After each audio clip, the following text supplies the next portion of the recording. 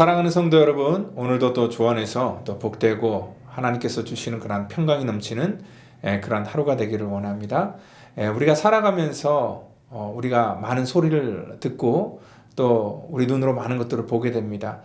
그런데 우리가 듣고 보는 것 가운데 참 희한한 것들이 있습니다. 왜냐하면 우리가 상식적으로는요, 우리가 이 주변이 고요하고 또 나에게 주는 그런 소리가 명확해야지 잘 들린다라고 이렇게 생각하는데, 복잡하고 시끄러운 그런 환경 속에서도 뭐 나를 누가 욕한다든지 뭐 이런 소리 같은 거 있잖아요. 직감적으로 우리가 그런 소리도 또 잘 듣게 됩니다. 그러니까 똑같이 아기가 울어도요, 그 아기 엄마들의 그 직감 속에서 자기 아이가 우는 그런 소리들을 정말 기가 막히게 구별해내고요. 또 그것에 대해서 반응하는 것을 볼 때에 똑같은 소리가 들리는 것을 우리가 모든 사람이 똑같은 입장 속에서 듣고 그것들을 구별하는 것은 아니라는 것을 알 수 있습니다. 다분히 우리가 듣는 소리들이 굉장히 주관적이라는 거죠. 그리고 또한 인간들에게는 또 그 소리 이면에 있어서의 그러한 그 무언가가 있다는 것들을 우리가 알 수 있다는 것입니다.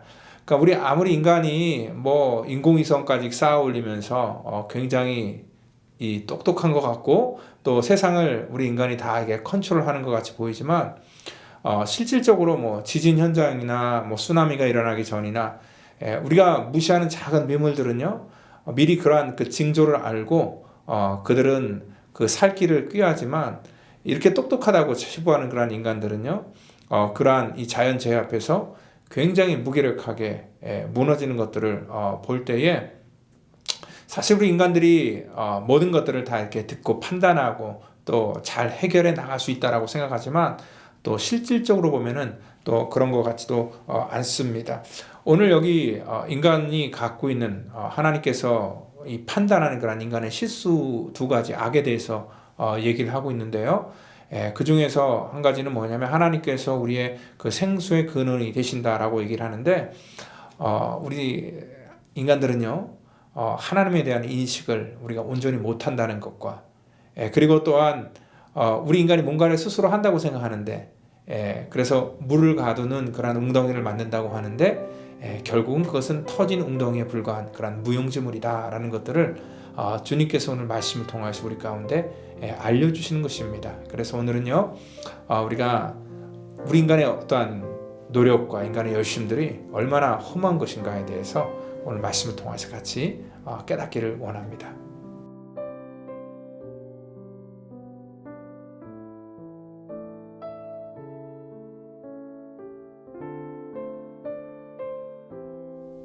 그러므로 내가 다시 싸우고 너희 자손들과도 싸우리라. 여호와의 말씀이니라.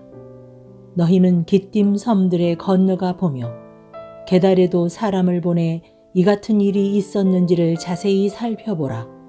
어느 나라가 그들의 신들을 신 아닌 것과 바꾼 일이 있느냐. 그러나 나의 백성은 그의 영광을 무익한 것과 바꾸었도다. 너 하늘아, 이 일로 말미암아 놀랄지어다. 심히 떨지어다. 두려워할지어다. 여호와의 말씀이니라.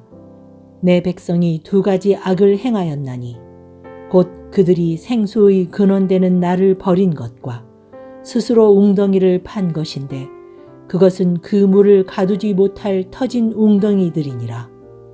아멘. 여기 본문에 등장하는 물을 가두지 못하는 터진 웅덩이라는 것은 뭐냐면 굉장히 열심은 있고 뭔가를 열심히 만들었어요. 그런데 그것들이 무용지물이 될 것이다 라는 것들에 대해서 우리 가운데 이렇게 경고하면서 말씀해주고 있는 내용이죠. 우리가 터진 웅덩이를 팔 때에 사람들은 나름대로 그 웅덩이를 파면서 어떠한 그 생각들을 하게 됩니다. 그것이 나를 행복하게 만들 것이고 우리의 삶의 안전을 보장해 줄 것이다 라고 이렇게 우리가 생각을 하게 되는 거죠. 그런데 하나님께서는 그러한 모든 것들이 망상에 불과하다라는 것들을 알려줍니다.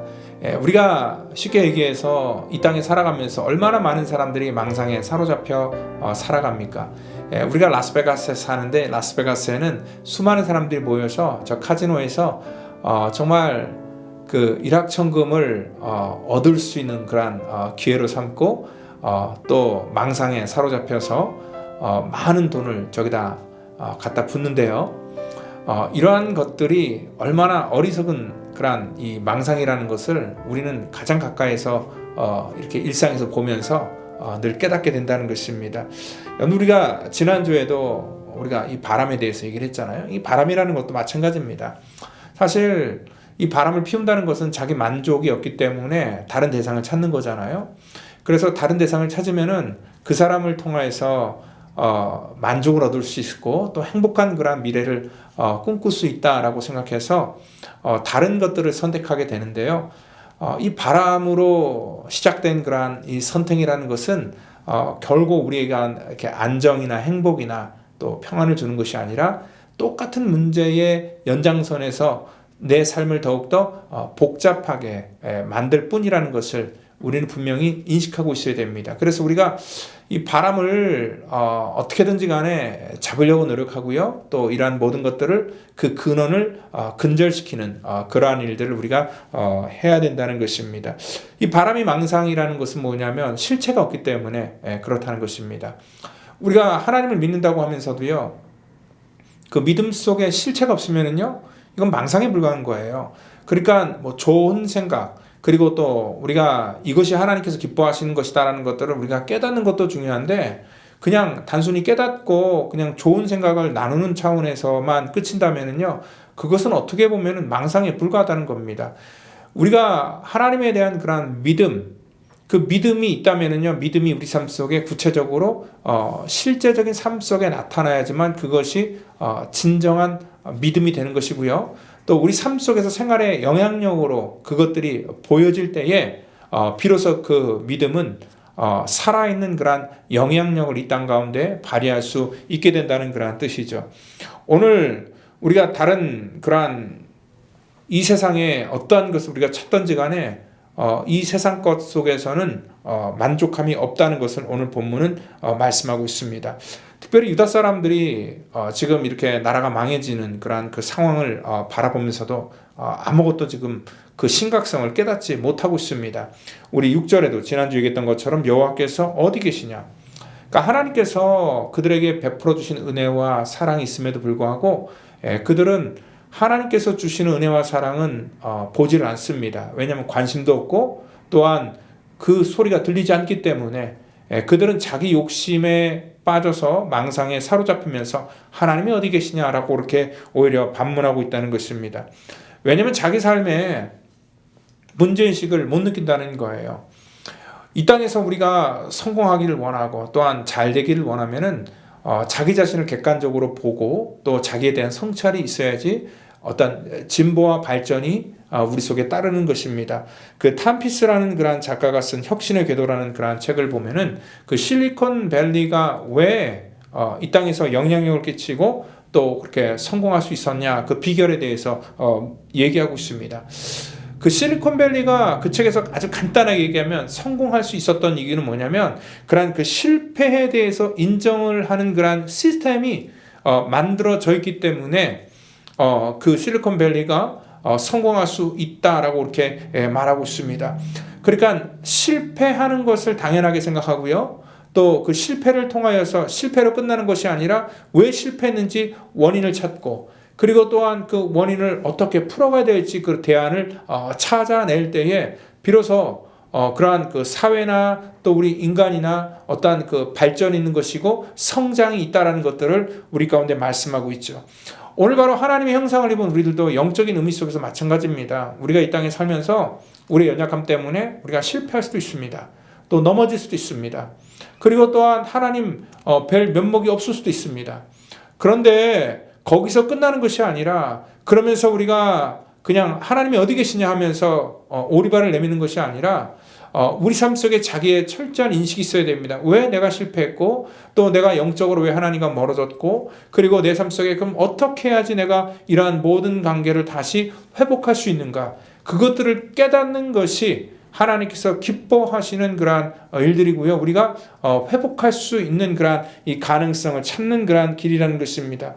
오늘 만약에 우리가 이 세상의 것들을 계속 붙들고선 뭔가를 세상을 통하여서 답을 얻으려고 한다면 오늘 이 본문에처럼 물을 가둘 수 없는 터진 웅덩이를 만들어 놓고 만족하면서 착각하는 그러한 삶을 살 수밖에 없다는 것을 오늘 말씀하고 있습니다.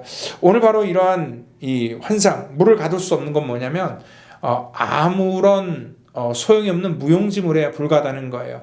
거기에 인간이 얼마나 많은 돈을 쏟아붓고 또 얼마나 많은 노력을 갖다 부었을지 몰라도 그것이 물을 가둘 수 없다는 것은 오늘 그 생수의 근원인 그 생수를 가둘 수 없다는 그러한 차원에서 이 땅 가운데 아무런 그러한 소용이 될 수 없다는 것을 주님께서는 우리 가운데 말씀하고 있다는 것입니다. 사람들은요 열심히 웅덩이를 팝니다.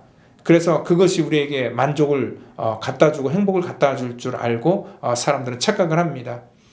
그래서 우리는 이 땅의 황금만능주의 사상으로 돈이, 물질이 그런 웅덩이를 팔 수 있다라고 사람들은 믿습니다.